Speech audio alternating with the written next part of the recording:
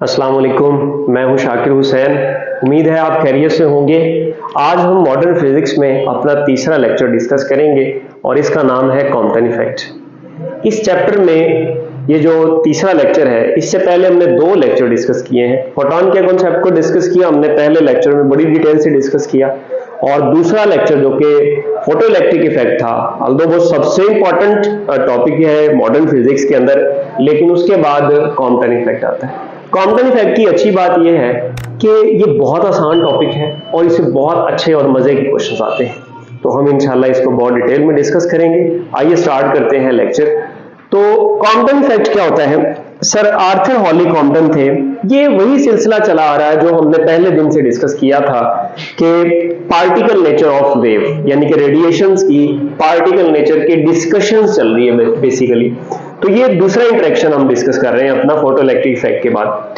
तो आर्थर हॉली कॉम्पटन एक साइंटिस्ट थे, तो इन्होंने ये फिनोमेना ऑब्जर्व किया और इन्होंने ये देखा कि जब एक्स रेज किसी ग्रेफाइट के टारगेट से इसने स्ट्राइक करवाई तो वो जो एक्स रेज है वो वहां से स्कैटर हो। और वो कैसे स्कैटर हुई, उसके लिए फिर उसने देखा कि वो जो लूजली बाउंड इलेक्ट्रॉन जो कि उस ग्रेफाइट टारगेट से था उसके साथ ये टकराई, और टकराने के बाद ये एक तरफ स्कैटर होगी और जो इलेक्ट्रॉन था, जो कि लूजली बाउंड इलेक्ट्रॉन था विद दैट टारगेट, वो एक तरफ मूव कर गया। अब उसने एक चीज ऑब्जर्व की। क्या ऑब्जर्व किया उसने ये ऑब्जर्व किया कि जो एक्सरे स्कैटर हो रही है ना, यानी कि जो एक्सरेज उस टारगेट से टकराकर आगे जा रही है, डिफरेंट एंगल्स पर वो स्कैटर हो रही है।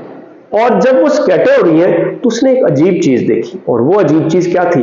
वो ये थी कि जो इंसिडेंट एक्सरेज है ना, उनकी वेवलेंथ कम है, और जो वेव्स यानी कि जो एक्सरे स्कैटर हो रही है उनकी वेवलेंथ बढ़ती जा रही है। यानी कि उनकी वेव बढ़ती जा रही नहीं, मतलब बढ़ गई है, ठीक है। यानी कि लैम्डा आई अगर इंसिडेंट एक्सरेज की वेवलेंथ है, तो जो स्कैटर्ड एक्सरेज है उनकी वेवलेंथ क्या करेगी? इंक्रीज करेगी। अब ये बड़ी अजीब चीज थी। अब इस अजीब चीज को उसने एक्सप्लेन भी किया खुद। इसके लिए उसने किसी की हेल्प नहीं ली, उसने खुद ही इस फिनोमेना को एक्सप्लेन किया। इसको देखते हैं, इसकी डेफिनेशन देखिएगा जरा। इसमें डेफिनेशन में शायर ये कह रहा है कि द इंक्रीज इन वेवलेंथ, किसमें? वेवलेंथ में increase of X-rays when scattered from loosely bound electron of graphite target. उसने ग्रेफाइट का टारगेट लिया, कोई भी टारगेट हो सकता है, ठीक है। तो बस एक्चुअली में वो जो एक्सरेज है वो किससे स्कैटर होती है? वो इलेक्ट्रॉन से स्कैटर होती है। तो मैंने इलेक्ट्रॉन वाली स्कीमेटिक डायग्राम बनाई है, ये देखिएगा। ये फर्ज कर लेते हैं ये हमारी इंसिडेंट एक्सरेज है, ये आई और ये आगे इलेक्ट्रॉन पड़ा हुआ है रास्ते में, ये इस इलेक्ट्रॉन से टकराई। टकराने के बाद ये एक्सरेज एक तरफ स्कैटर हो गई, ठीक है। इसको मैंने लिखा है स्कैटर्ड एक्सरे, ठीक हो गया। और इलेक्ट्रॉन दूसरी तरफ मूव कर गया। अब ये कितने एंगल पर स्कैटर हुई, ये सबसे इंपॉर्टेंट बात है। ये एंगल इसने बनाया थीटा, इसको हम कह देते हैं स्कैटरिंग एंगल। क्या बोलते हैं सर? स्कैटरिंग एंगल बोलते हैं। शाबाश, स्कैटरिंग एंगल। तो इस एंगल पर ये स्कैटर हो, और ये इलेक्ट्रॉन देखें नीचे जो इलेक्ट्रॉन आपको नजर आ रहा है, ये भी स्कैटर हो गया। इसने जो एंगल बनाया इसको हम फाई कह देते हैं। आगे हमने इसको डिस्कस नहीं करना, लेकिन वैसे आपको पता होना चाहिए। अब सवाल ये था कि ये जो वेव है ना, ये जो स्कैटर्ड वेव है, ये आपको नजर आ रहा होगा, मैंने बनाया भी इसको इस तरह से कि इसकी वेवलेंथ फर्ज कर लेते हैं, इसकी वेवलेंथ है लैम्डा आई, ठीक हो गया। तो इसकी जो वेवलेंथ है वो है लैम्डा एस।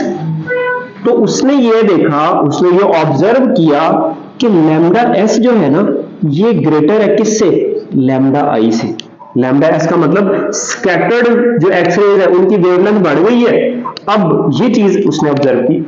अब इसको फिर आगे उसने खुद ही एक्सप्लेन किया, इसकी एक्सप्लेनेशन उसने खुद ही दी। अब एक्सप्लेनेशन इसने कैसे दी, तो इसके लिए देखिए, उसने पहले तो जो क्लासिकल वेव थ्योरी है उसको लेकर इसके एक्सप्लेन करने की कोशिश की, तो वो इसको एक्सप्लेन नहीं कर सकी।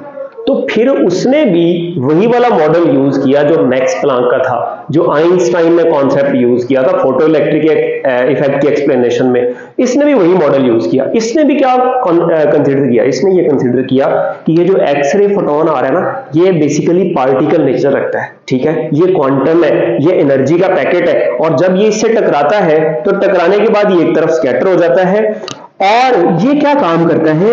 ये अपनी एनर्जी और अपना मोमेंटम ये इस इलेक्ट्रॉन को ट्रांसफर कर देता है। और बाकी जितनी एनर्जी बचती है और जितना मोमेंटम रह जाता है उससे ये एक तरफ स्कैटर हो जाता है। अब इस केस में क्या होता है, इसकी एनर्जी डिक्रीज कर जाती है जब ये स्कैटर कर जाता है, तो स्कैटरिंग के बाद इसकी एनर्जी क्या कर जाती है, डिक्रीज कर जाती है। इसका मोमेंटम भी क्या कर जाता है, डिक्रीज कर जाता है।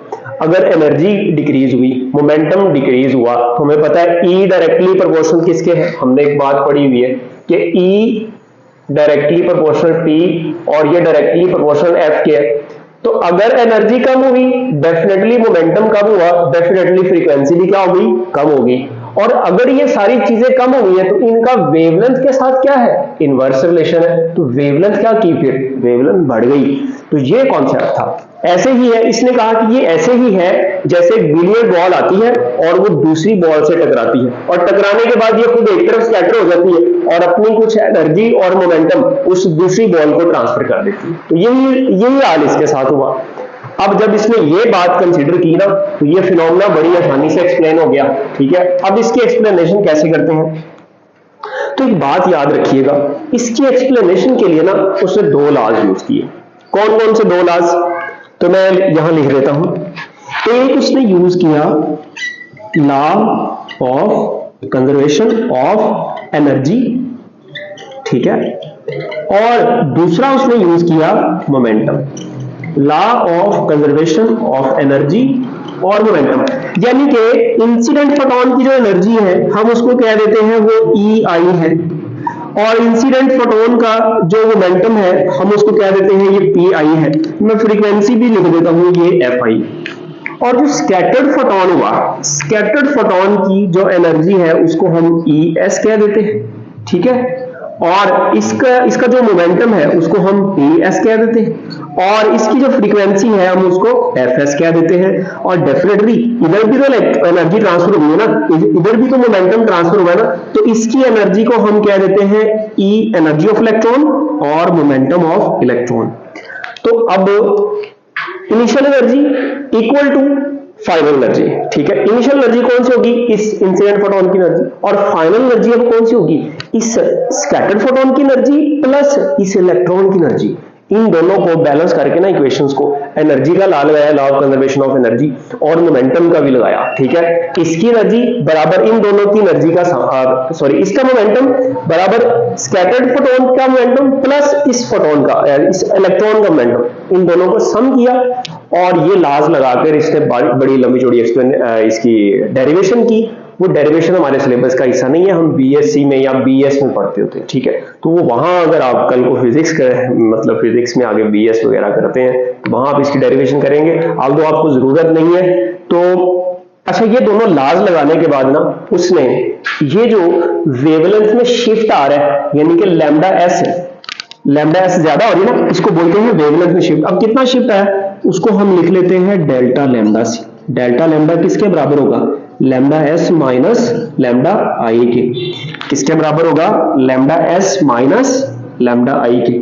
अब ये कैसे हुआ बोला, देखिए फर्ज कर लेते हैं, जस्ट इमेजिन कि हमारे पास लैम्डा S है, ये है 2.5 और लैम्डा I है हमारे पास कितनी 2, तो डिफरेंस कितना आ गया 0.5 का। अब ये 0.5 डेल्टा लैम्डा है, ठीक है, नैनोमीटर्स में आगे आप कर लें। तो ये जो डेल्टा लैम्डा है ना, इसको उसने नाम दिया कॉम्पटन शिफ्ट का, और इसके लिए जो उसने रिलेशन निकाला, मैं इसको क्या नाम दे रहा हूं, कॉम्पटन शिफ्ट का। क्या मैं दे रहा हूं, नहीं भाई, मैंने नहीं नाम दिया इसको कॉम्पटन ने खुद ही नाम दिया। क्या नाम दिया, कॉम्पटन शिफ्ट। तो इसका जो फॉर्मूला निकाला वो ये था, delta lambda equal to H over m naught C into 1 minus cos of theta. ये फॉर्मूला था जी, ये फॉर्मूला उसने ड्राइव किया। इसमें अगर देखिएगा जरा, अब ये जो डेल्टा लैम्डा है कॉम्पटन शिफ्ट, ये किस पर डिपेंड कर रही है। H क्या है सर, प्लैंक्स कांस्टेंट है। m क्या है सर, ये m नॉट जो है ना, ये रेस्ट मास है इलेक्ट्रॉन का, ठीक है, इस इलेक्ट्रॉन का रेस्ट मास, ठीक है। और c क्या है sir, speed of light. Theta क्या है, ये स्कैटरिंग एंगल, ये जो एक्सरे फोटोन कितने एंगल पर स्कैटर हो रहा है। अब ये एंगल किसके साथ होगा, क्या ये एक्स एक्सिस के साथ होगा, नहीं भाई, ये एक्स एक्सिस के साथ नहीं है, ये उसकी डायरेक्शन के साथ है। इस डायरेक्शन में फोटोन आ रहा था, तो तो इस डायरेक्शन में इसका एंगल जो बनेगा उसके साथ, अगर यहां से ऊपर जा रहा हो तो फिर स्कैटरिंग इधर हो तो उसके साथ आप एंगल लेंगे। ये जो एंगल है एक्चुअली थीटा, ये इंसिडेंट फोटोन की डायरेक्शन के साथ एंगल है, ठीक है। तो ये एंगल थीटा आ गया हमारे पास। अब यहां से आप देखें ये डेल्टा लैम्डा किस पर डिपेंड कर रहा है, ये इस स्कैटरिंग एंगल पर डिपेंड कर रहा है। वेरी इंपॉर्टेंट एमसीक्यू कि डेल्टा लैम्डा यानी कि Compton shift depends upon scattering angle. मैं यहां लिख देता हूं आपकी इंफॉर्मेशन के लिए, delta lambda depends upon scattering angle. किस पर डिपेंड करता है जी, स्कैटरिंग एंगल पर डिपेंड करता है। मैं आपको एक बात और बताऊं, यहां पर ये जो फैक्टर है, ये वाला फैक्टर, ये H/m0c, इसको बोलते हैं कॉम्पटन वेवलेंथ। क्या बोलते हैं, कॉम्पटन वेवलेंथ। मैं यहां नाम लिख के आगे इसकी बात करता हूं। क्या बोला मैंने sir, Compton wavelength, Compton wavelength. अब सर इसको ऐसा क्यों बोला, भाई अभी बताता हूं, एक मिनट जरा। कॉम्पटन वेवलेंथ इसको इसलिए बोला कि जब हम इसको सॉल्व करते हैं ना, H/m0c को, H की value 6.63 cross 10 power -34 over mass of electron sir 9.1 cross 10 power -31 और C सर 3 क्रॉस 10 पावर 8। जब इस सबको सॉल्व किया ना, मैं आगे सॉल्व नहीं कर रहा, ये जुबानी याद रखनी है आपने वैल्यू, ये आ जाएगा 2.43 क्रॉस 10 पावर -12 मीटर। यूनिट क्या आ रहा है, बड़ी इंपॉर्टेंट बात, यूनिट क्या आ रहा है सर, मीटर। मीटर किसका यूनिट होता है सर, लेंथ का। तो इसीलिए इसको कॉम्पटन वेवलेंथ उसने कह दिया। इस फैक्टर को H/m0c को क्या नाम दिया, कॉम्पटन वेवलेंथ का। इसको मैं यूं लिख रहा हूं, H/m0c, इसको मैं कह देता हूं लैम्डा सी, ठीक है। लैम्डा सी सर क्या है भाई, कॉम्पटन वेवलेंथ है। इसकी वैल्यू आ गई 2.43 पिकोमीटर। सर पिको कौन है भाई, ये 10 पावर -12 पिको होती है। शाबाश, कमाल क्वेश्चन पूछते हैं यार आप भी, क्या बनेगा आपका है क़यामत के दिन। तो 2.43 पिकोमीटर, ठीक हो गया। अब ना यहां से बड़ी बातें हैं, ये मैंने भी बोला ना कि किस पर डिपेंड करता है, स्कैटरिंग एंगल पर। तो स्कैटरिंग एंगल से बहुत क्वेश्चन आते हैं, बहुत ज्यादा। देखिएगा जरा, अब मैं ना डिफरेंट एंगल्स की बात करूंगा और डिफरेंट एंगल्स के ऊपर हम देखेंगे कि कॉम्पटन शिफ्ट कितनी होती है। पहले मैं बात करता हूं at theta equal to 0 degree. क्या बात करनी है, थीटा इक्वल टू 0 डिग्री। इस फॉर्मूला में थीटा की जगह 0 पुट करना है, ठीक है जी। तो डेल्टा लैम्डा बराबर आ जाएगा H/m0c into 1 minus cos of 0। Cause 0 कितना होता है सर, कॉज 0 तो 1 होता है सर, ये तो सबको पता है, कॉज 0 1 होता है, ठीक है। यहां 1 लगा दिया सर, 1 माइनस 1 कितना हो जाएगा, 1 माइनस 1 सर 0। तो delta lambda equal to 0 into something. अगर मैं किसी को भी 0 से मल्टीप्लाई करा दूं, क्या आंसर आएगा सर, 0 आएगा। अगर मैं आपको 0 से मल्टीप्लाई करा दूं, फिर क्या आंसर आएगा सर, फिर भी 0 ही आएगा ना। शाबाश। तो डेल्टा लैम्डा क्या आ गया, डेल्टा लैम्डा आ गया 0। Very important MCQ. कैसे पूछता है, यो पूछता है कि at what angle Compton shift is minimum. क्या पूछा मैंने, at what angle Compton shift is minimum.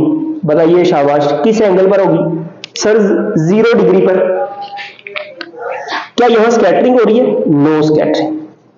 यह भी पूछा जा सकता है कि 0 डिग्री पर कोई स्कैटरिंग नहीं हो रही। क्या मतलब हुआ, ये फोटोन आया और सीधा चला गया, ठीक है।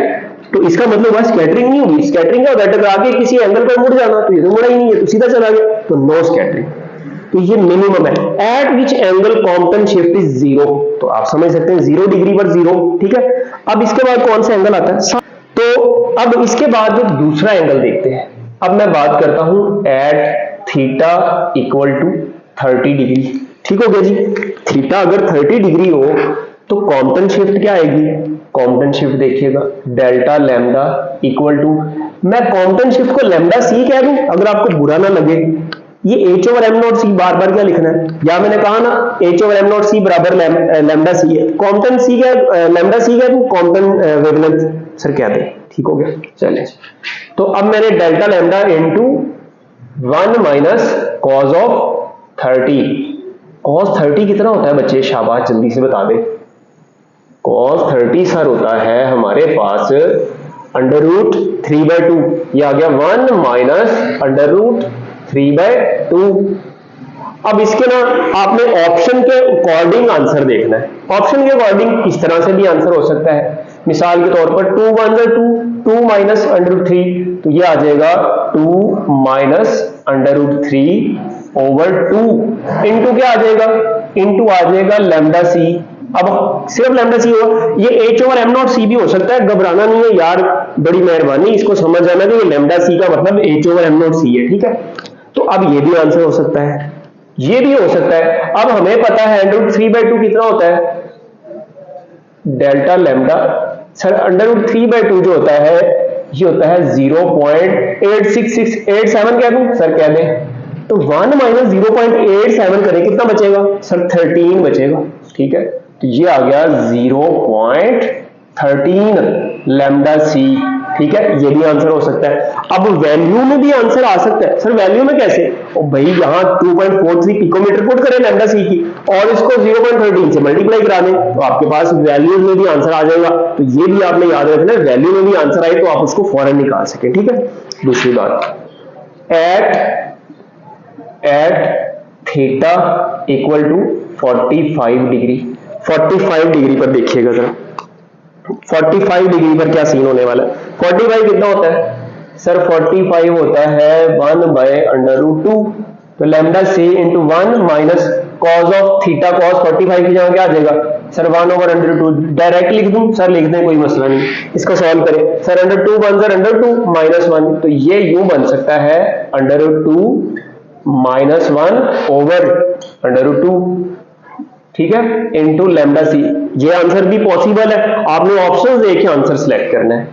इसको यूं भी लिख सकते हैं, डेल्टा लैम्डा इक्वल टू क्या आ जाएगा, ये 1/√2 कितना होता है, सर 0.707, तो लैम्डा सी इंटू 1 माइनस 0.707 कह दे, या 0 मैं यही 70 कह देता हूं, ठीक हो गया। तो 1 माइनस 0.7 करें कितना बचेगा, सर ये बच जाएगा 0.3, तो 0.3 लैम्डा सी, ये आंसर भी हो सकता है, ठीक हो गया। ये आंसर्स आपने याद रखने हैं, डिफरेंट एंगल्स पर डिफरेंट आंसर आ सकते हैं, ठीक हो गया। अब इसके बाद एट थीटा इक्वल टू 45 के बाद कौन आता है, sir 60 degree, very important, very important. Delta lambda किसके इक्वल आएगा, sir delta lambda equal to आ जाएगा lambda C into 1 minus cos of 60, sir 1/2 होता है, शाबाश 1/2 होता है। 1 माइनस 1/2 करें, सर एक में से हाफ निकालना है तो बाकी हाफ बच गया, बहुत यार सिंपल, कोई लंबी चौड़ी कैलकुलेशन नहीं है। तो ये आ जाएगा लैम्डा सी बाय 2, ठीक हो गया। या इसको हम H/2m0c भी लिख सकते हैं, याद रखना है ये इस तरीके से आंसर आ सकते हैं। मैं आपसे एक एमसी पूछता हूं, तो मैं आपसे ये कहता हूं, eight which angle Compton shift is half of its Compton wavelength, eight which angle, तो आप बताएंगे सर 60 डिग्री पर कॉम्पटन शिफ्ट जो है वो कॉम्पटन वेवलेंथ के हाफ के बराबर होती है, ठीक है। ये एमसीक्यू मैंने आपको ऑलरेडी एमसीक्यू पूछ लिए, तो आपने ये याद रखने कैसे एमसीक्यू ला सकते हैं। उसके बाद एट थीटा इक्वल टू 60 के बाद कौन आ गया, सर 90 डिग्री, शाबाश 90 बहुत मजे का है, बहुत इंपॉर्टेंट भी है।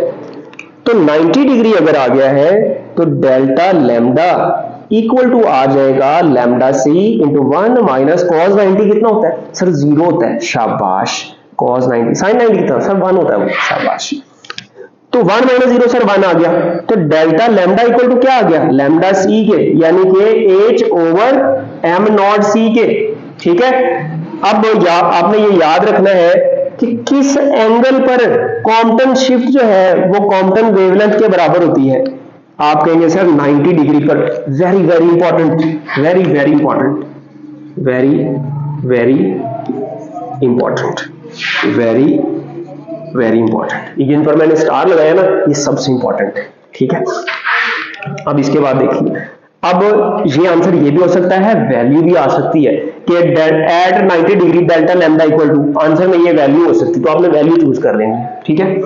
ऐसा भी मुमकिन है, यहां पर देखिए डेल्टा लैम्डा इक्वल लैम्डा सी ओवर 2 है ना, लैम्डा सी ओवर 2 करें कितना आता है सर, इसका हाफ करना है ना, मैं यहां कर देता हूं, ठीक है, नाराज ना होइएगा, 2.43 ओवर 2, सर ये आ जाएगा 2 1 2 1 और 2 2 4 2, तो फर्दर 2 कर देते हैं, 1.5 आएगा, तो वो ऑलमोस्ट 1.22 पिकोमीटर।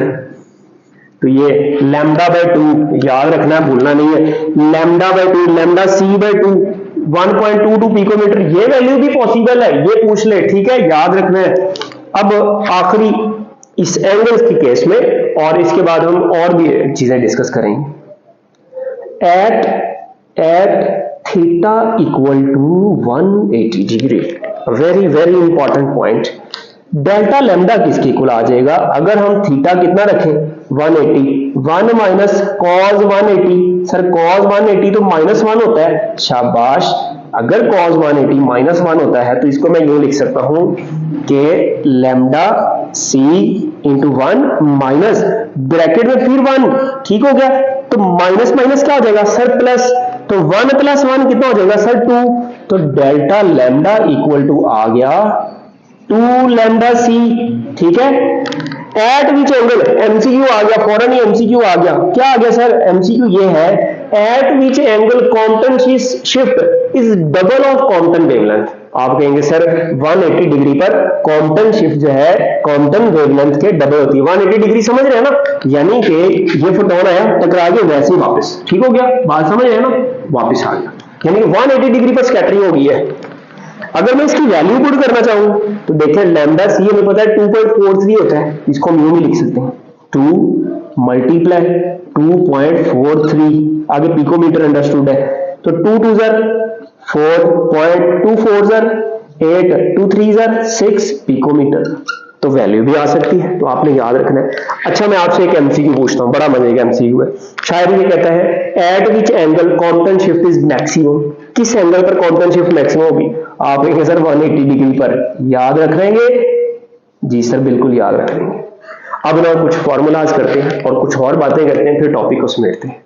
आइए अब कुछ फॉर्मूलाज देखते हैं कि कौन कौन से और फॉर्मूलाज बन सकते हैं। अच्छा आप ना एक बात याद रखिएगा, यहां हमने देखा स्कैटर्ड फोटोन और इंसिडेंट फोटोन की एनर्जी, फ्रीक्वेंसी और मोमेंटम, तो अब आपने एक बात तो याद रखनी है ना, वेरी इंपॉर्टेंट पॉइंट है, याद रखना है, भूलना नहीं है। वो सर कौन सा पॉइंट है बच्चे, वो पॉइंट ये है, पहला पॉइंट ये है कि energy of incident photon greater होगी किससे, एनर्जी ऑफ स्कैटर्ड फोटोन से, ठीक हो गया, और momentum of incident photon greater होगा किससे, मोमेंटम ऑफ स्कैटर्ड फोटोन से, frequency of incident photon greater होगी किससे, फ्रीक्वेंसी ऑफ स्कैटर्ड फोटोन से। वेवलेंथ क्या होगी सर, आपने शुरू में बताया था कि इन सब का वेवलेंथ से इनवर्स रिलेशन होता है, तो अब wavelength of incident photon less than होगी वेवलेंथ ऑफ स्कैटर्ड फोटोन। ये सारे एमसीक्यूज हैं, सब याद रखने हैं, भूलने नहीं है। अब ना अगर आपने एनर्जी निकालनी इंसिडेंट स्कैटर्ड फोटोन की, अगर आपने मोमेंटम निकालना हो स्कैटर्ड फोटोन का, अगर आपने फ्रीक्वेंसी निकालनी हो स्कैटर्ड फोटोन की, अगर आपने वेवलेंथ निकालनी हो स्कैटर्ड फोटोन की, तो कैसे निकालेंगे, देखें जी, अभी फॉर्मूला हमने लिखा था ना, भूल गए आप, ये याद है सर, याद है हमें, क्या फॉर्मूला लिखा सर, आपने लिखा था delta lambda equal to h over M naught C into 1 minus cos of theta.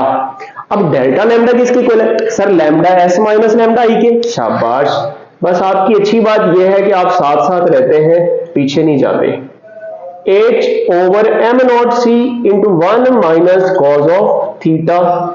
मैंने सर लैम्डा एस निकालना है, यानी कि स्कैटर्ड फोटोन की वेवलेंथ निकालनी है सिर्फ, ठीक है, डेल्टा लैम्डा नहीं निकालना, कॉम्पटन शिफ्ट नहीं निकालनी, स्कैटर्ड फोटोन की वेवलेंथ कितनी ये जानना चाहता हूं। ये माइनस आई है ना लैम्डा आई, इसको राइट पर ले दे, इसको जब मैं राइट पर लेके जाऊंगा तो लैम्डा एस बराबर आ जाएगा lambda I plus H over M naught C into 1 minus cos of theta, ठीक है जी, समझ आ रही है बात के नहीं, आसान बात है, मुश्किल? सर आसान है जी। देखिए अब अगर आपने लैम्डा एस करना हो, फाइंड करना हो, तो आपको लैम्डा आई की वैल्यू पता होना चाहिए और एच ओवर एम नॉट सी की वैल्यू पता होनी चाहिए और थीटा पता होना चाहिए। आपकी बुक में ना एक न्यूमेरिकल है सी, ठीक है, वो न्यूमेरिकल आपने प्रैक्टिस में करना है, मैं नहीं करवा रहा, ठीक है, वो आपने खुद करना है, लाजमी करना है, बहुत इंपॉर्टेंट है। अब लैम्डा अगर आ गया, अब अगर हम मोमेंटम निकालना चाहें, मोमेंटम तो बहुत आसान है ना, मोमेंटम देखिएगा जरा, मोमेंटम का formula P is equal to क्या होता है सर, H ओवर लैम्डा, ठीक है।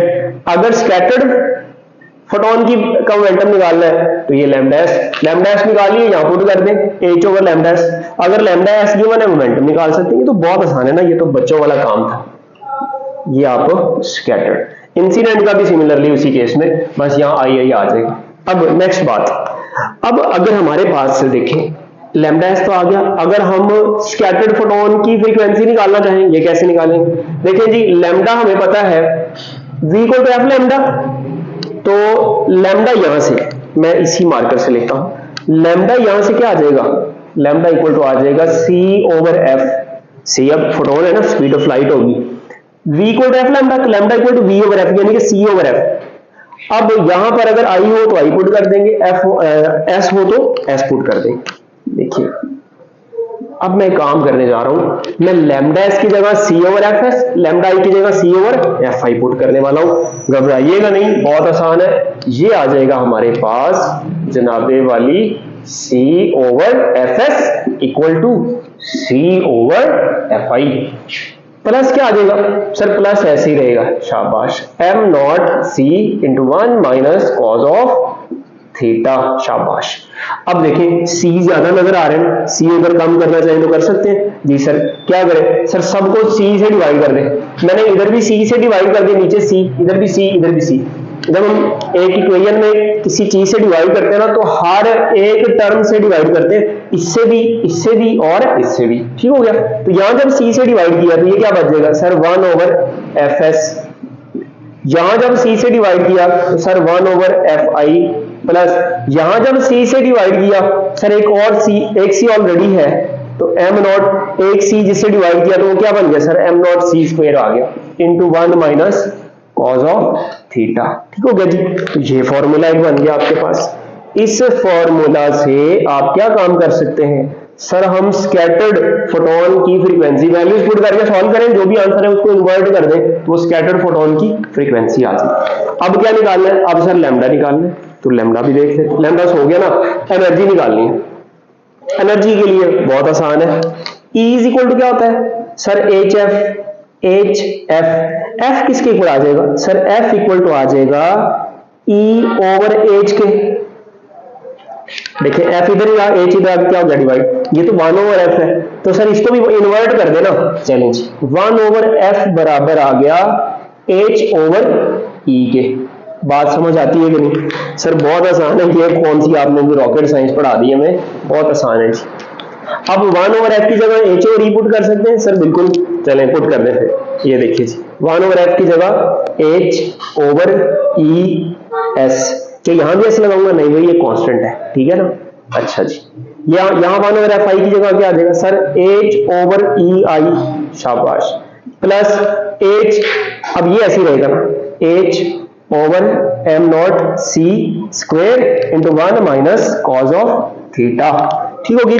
सब में से लेफ्ट साइड पर भी एच है, राइट साइड से भी एच कॉमन आ रहा है, कॉमन निकाल के इसको इससे कैंसिल कर सकते हैं जी सर, बिल्कुल कर सकते हैं, तो कर देंगे कैंसिल, तो ये बच जाएगा 1 over E S equal to 1 over E I plus H over, sorry H तो गायब हो गया था ना, एच कॉमन ले लिया था, 1 over M naught C square into 1 minus cos of theta, ठीक हो गया जी। तो ये फॉर्मूला आ गया हमारे पास एनर्जी निकालने का, ठीक हो गया जी।